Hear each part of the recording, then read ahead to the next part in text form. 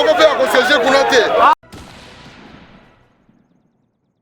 Ozwi ordre ya justice lelo plénière kosalema te ekosalema te.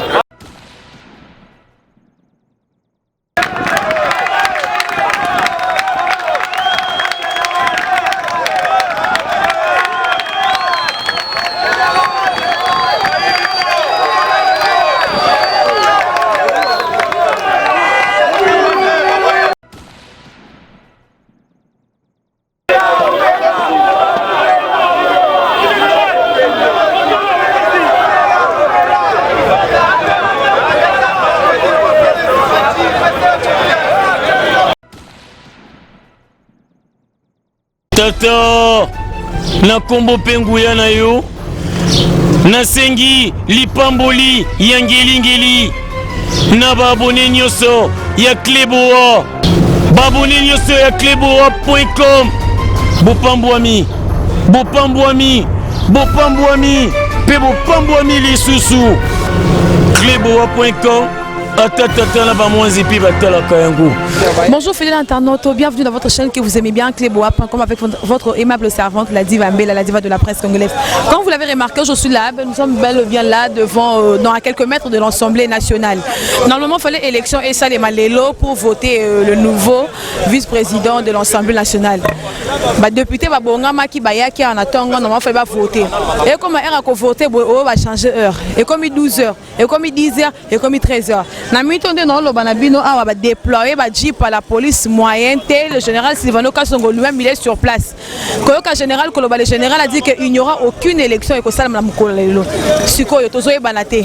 Élection on va ko boy élection et ça pour quelle raison? À travers mon micro, à travers cette sagesse qui est derrière la caméra Herman Emporio, nous allons interviewer quelques gens qui sont sur place pour nous dire qu'est-ce qui se passe exactement.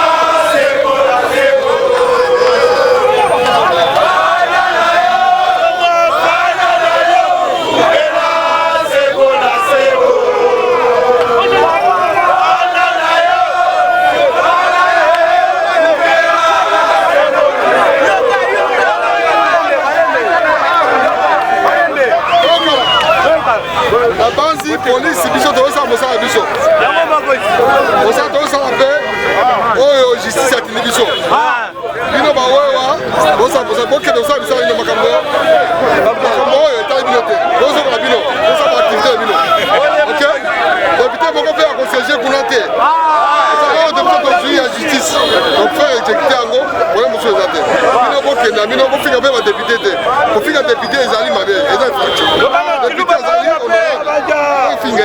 votre police a besoin d'aller au Zengeli. Nous ordre la justice, les lots plénières au le matin et au matin. Alors, bino que nous sommes ça.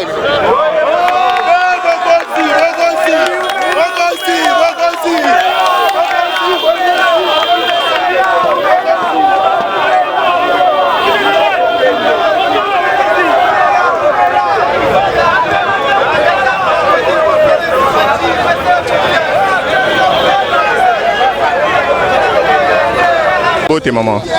Tomoni awa attention za mwa likolo ba chipa la police bandeko ya moto ba telemika muni ezoleka na awa. Oui, population ezana kanda ya makambo ezoleka na kati ya mboka na biso. Mboka ya Congo eza mboka ya un individuité, eza mboka ya population. Ce qui bomoni population se soulever ndenge telemi boye, c'est à cause de oyo ba député na biso to votaka na 2018 makambo oyo bazo kesala na Assemblée nationale. Nous avons élu les députés pour aller plaider pour nous, le peuple congolais. Pour soutenir Bisso, le peuple congolais s'est retrouvé. Mais aujourd'hui, tout ça s'est retrouvé coincé. Dans le sens moko o esengélité pour les députés dans la carte assemblée. Ils sont là pour voter leur loi pour les bébés na bango bazala bien. Mais nous, Bisso ba tout voter les députés wana les lots wapi. Ceux qui ont la population s'est soulevée, ils ont la décision de Jean-Marc Kabunda. La décision de Jean-Marc Kabunda dans l'Assemblée, Jean-Marc Kabunda avant, il a respecté. Il y a un autre qui s'est non. Le député dans la base d'un parti prité. Jean-Marc Kabunda, il a respecté. Qui est Jean-Marc Kabunda?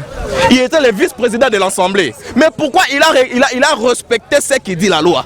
Chef Nanga Vandisinga, je vais respecter d'abord. Et en attendant, en restant un moment, mon réaction, il y a un président de l'Assemblée. Jean-Marc Kabunda a plaidé, a porté plainte, a porté justice. L'air a porté justice. On a suspendu ce qui devrait se faire aujourd'hui. Va suspendre en haut. Maintenant, on trouve que non. Les députés Namboko, ils ont parti pris. Ceux qui sont corruptibles, chaque fois papa, vous allez manger. Bon, on a bu la corruption, ça va terminer. Mais un jour, je vous demande, je donne un exemple de Papa Chima, le député provincial du Kassai. Le Papa Chima Zawad. Vous les députés, vous êtes là. Le Papa Chima Zawad. Papa Chima Koufi Lelo. Papa Chima Zate. Le Papa Chima Zate pour Nanine. A Koufi cause Yamakamo Yabino, vous êtes des corruptibles. Papa Soko Salali, peuple congolais Makamo Mabe. Sache bien qu'un jour, Yoko Koufa.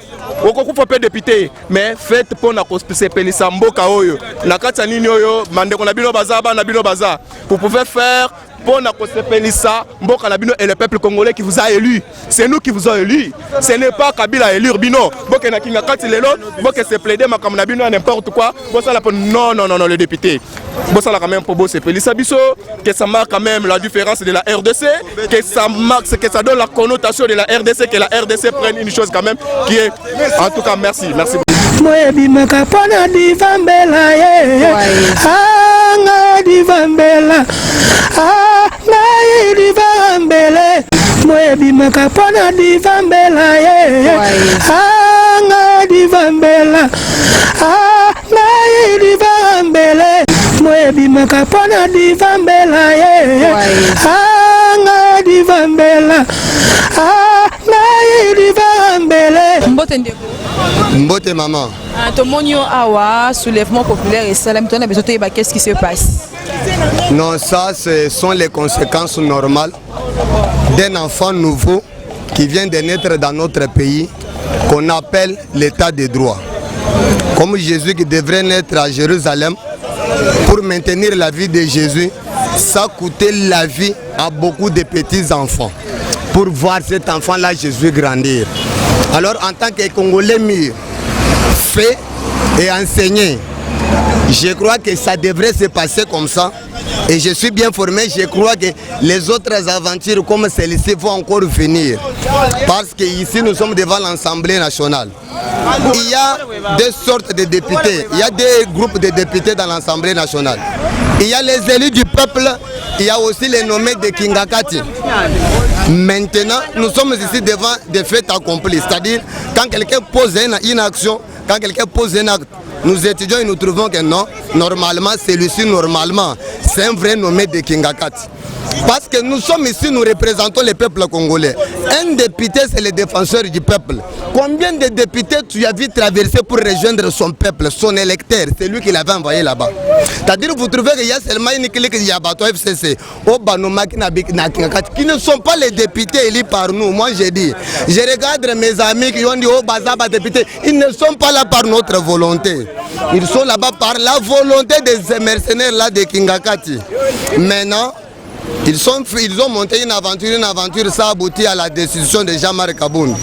En tant qu'homme d'État, il n'a pas fait de bruit, ne s'est pas agité, il est allé saisir les juridictions compétentes. Maintenant, les juridictions sont saisies.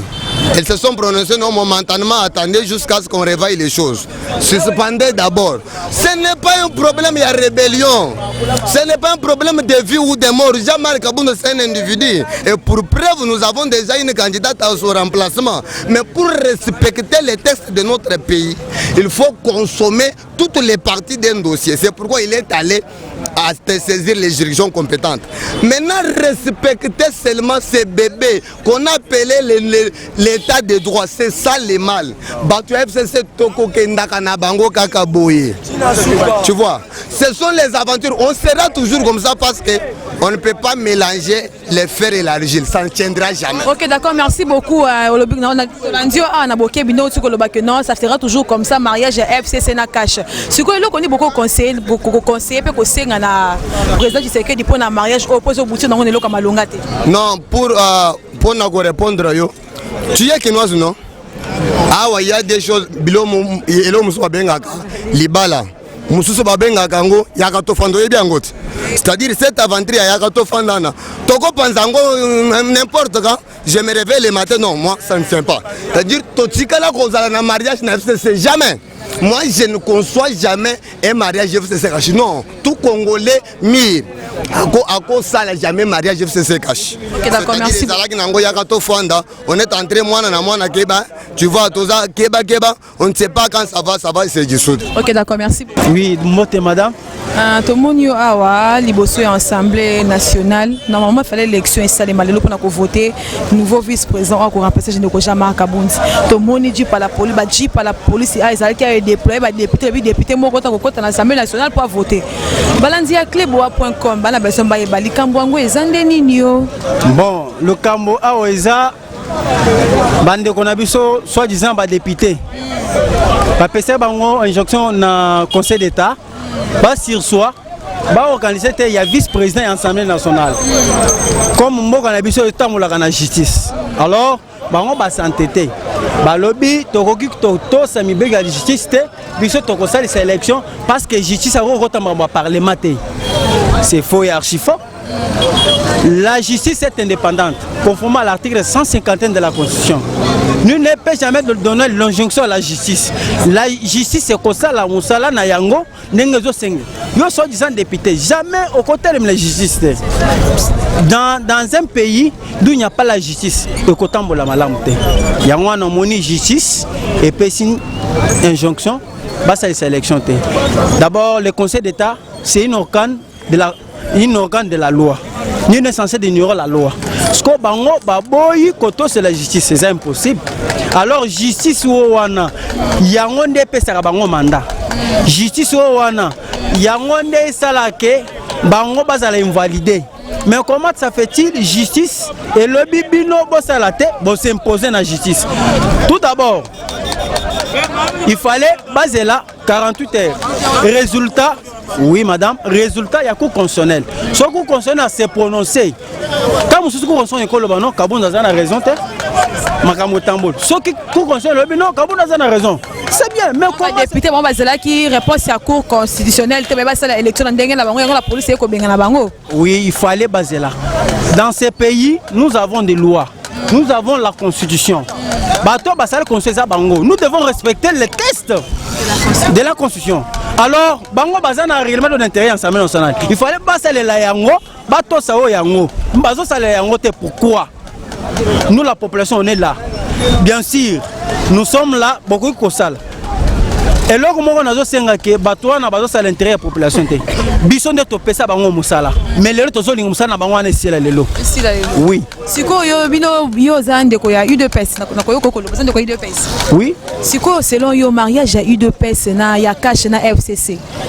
Ozomona ondenge nini? Soki le garant de la nation, le président de la République Sotala yo, message nous lancé par rapport à mariage à FCC cash. Bon, mariage yo tout ça la mariage forcé. Mariage forcé. Oui, mariage par accident. Parce que nous n'aimons pas ces mariages, mais c'est un mariage par accident. Déjà, il y en a par accident. Tu peux accepter mariage ou non? Mariage par accident, mais mariage par accident peut pas en quantité. Madame, mon toit a décidé de moi, c'était à la mobile.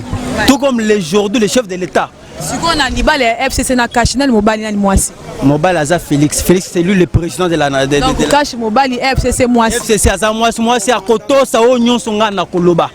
Si ko so bien message ndoko sekane pour libala o.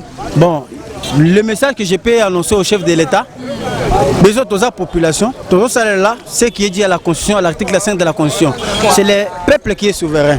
Tout ça senga, besoin de soutenir na ba élection ti na pouvoir to ko soutenir ye to lingite mariage oyo pour les mariage moko non à l'intérêt à la population yo za na intérêt ya ko saler la population mais bato zo tavana bango bazo tia au bakal alors biso yo se retrouver te na makambo etali ya nomination ya king basalele yango te yango elakisi ke baza na intérêt ata moko te na manani wana to senga mariage wana ikabona il n'y a pas question.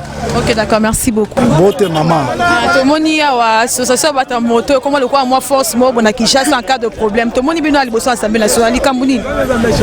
Premièrement nazo biso eza association bata moto te. Eza ba peuple. Peuple. Ah, toza ba peuple, toza ba association de bata moto te non. Toza ba peuple congolais. Ah, toyebo epona nini pona ko yebisa baninga na biso ba député na biso to vota. Tant to vota ba député, to vota bango to tinda bango na parlement pour ba lobela biso. Ne faut pas bobo ba ke ko lobela un individu mo bo et que soit disant que Mabunda, soit disant Kabila non. Nazo benda ba député Matoyi. FCC na Kabila na Kingakati ba votaka député te. Biso peuple nde to votaka député. To tinda bango na assemblée ke boki osala musala. Balobelaka biso soki na yoki nzala balobi ke muntu kingani aza libanda azoyoka nzala. Lelo ekomi nazoyoka nzala to ya dollar ezo mata place ya kolala naza nango te. Ye musala député etikali pona ko destituer batu na kati ya assemblée na ko voter ba loi ezanga tina. Pona nini babanda ko kale président de la République oh autorité morale à lobby. Ah ndeko na ngai autorité morale aza nani? Kabila aza lisusu président na mboka oyo te. Kabila sa kenda na ekala mobala mabunda monsieur Kabila nazo bendo matoi mwandamu justice aza indépendant muto aza likolo ya justice aza te lelo tozomona Jean-Marc Kabunda ke na cour constitutionnelle a porté plainte soit porté plainte soit asali nini il faut bayoka ye tango bayoki basilisi balandeli makambo wana balandeli makambo wana ozo comprendre siko soki mipeseli bango ke basala makambo wana ya élection bakosala ngo toza na état de droit. Vous comprendre, mon toit qui est réclamé droit na ye. Botika ya cour constitutionnelle à l'objet de 48 heures à Koloba.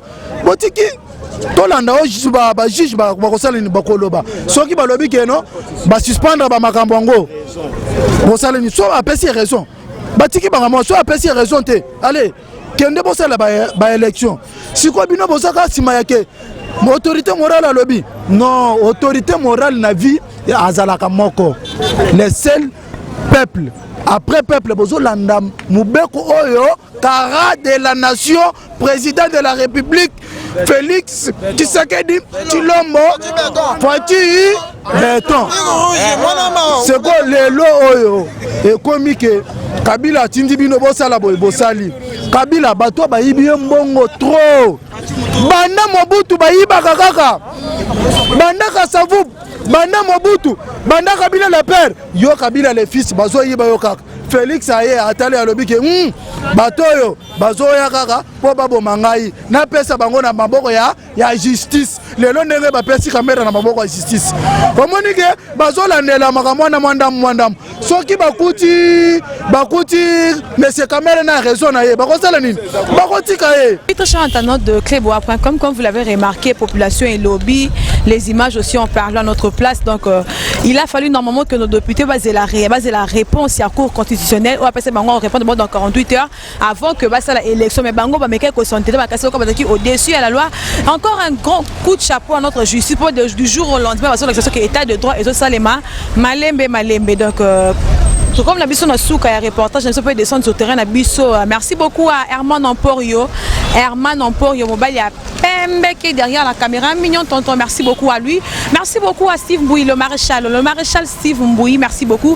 Sans oublier Maledi Boss, c'est grâce à elle que j'ai tenu ces micros, c'est grâce à elle que vous me captez en ce moment. Maledi Boss, Pichou Mangaya, Pichou Mangaya, Maledi Boss, moi c'est à Pembe.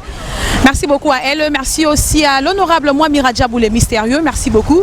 Merci aussi à mon vieux depuis le Brésil, mon vieux le boss Alpha Sultani. Merci beaucoup. Quant à moi, je vous dis de rester toujours branché sur Clébois pour être informé dans l'actualité. Donc, sur Clébois, tu es sous informé. Information vraiment donc. Descendre sur le terrain ou salande Makambu. Bye bye. Surtout n'oubliez pas de vous abonner et de partager ainsi que d'aimer nos vidéos. Bye bye.